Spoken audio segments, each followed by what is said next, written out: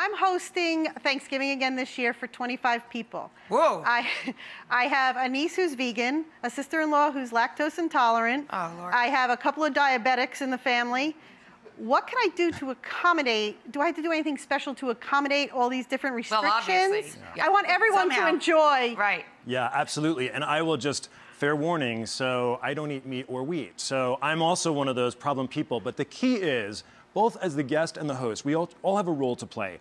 As the guest, you should not expect the host to jump through hoops for you to accommodate your wacky diet that changes by the day. So we need spreadsheets to figure out what people's diets are these days, right? Between paleo and keto and pescatarian and vegetarian. And there's no way, no matter how well-meaning you are as a host, you can accommodate all of those dietary considerations. What's important, though? Allergic considerations for sure. So if somebody's got a nut allergy, you want to make sure you're accommodating that. Somebody's celiac, clearly. And where this is a matter of principle for someone and not just this is my diet today as opposed to what it's going to be tomorrow, you want to do the best you can. And I would say generally a salad, a beautiful kale salad, is going to work across most diets.